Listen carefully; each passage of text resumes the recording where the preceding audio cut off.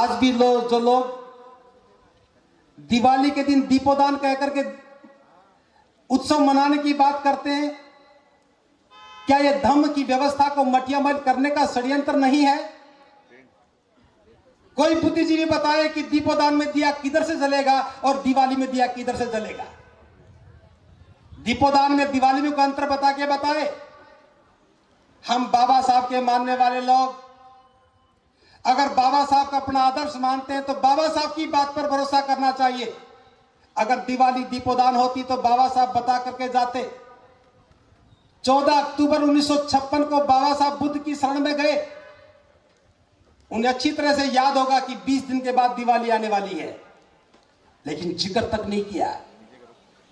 अगर उस समय भूल भी गए होते तो 20 दिन के बाद याद आ जाता, लेकिन बाबा साहब जानते थे कि यह हमारा उत्सव नहीं है, जिक्र करने की आवश्यकता नहीं है। जो हमारा नहीं है उसका जिक्र क्यों करें।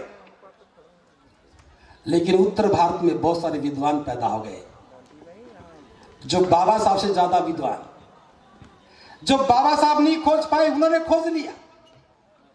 बौद्ध धर्म के किसी भी साहित्य में कार्तिक मास की अमावस्या का जिक्र तक नहीं है, और दिल्ली में बैठे विद्वानों की आंखों के सामने कार्तिक मास की अमावस्या दिखती है, क्योंकि उनकी संतानें, उनकी पुत्र वधुएं, उनकी जीवन संगिनियां इस मोह को नहीं छोड़ पा रही। हो सकता है कि दिवाली के दिए की रोशनी में लक्ष्मी घर में प्रवेश कर जाए।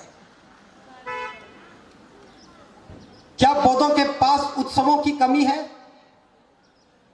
जब तक धम्म हमारे आचरण में नहीं आएगा हम कैसे बौद्ध बनेंगे? आप बौद्ध बन गए, कौन सी परंपरा बदली? अबौद्ध थे तब भी शादी करते थे तो बैंड बजता था, आज भी बज रहा है। अबौद्ध शादी करते थे, घोड़ी पर बैठते थे, आज भी घोड़ी पर बैठे हैं। अबौद्धों की शादी होती थी तो पी करके नाचते हैं, आज भी पी करके नाचते हैं।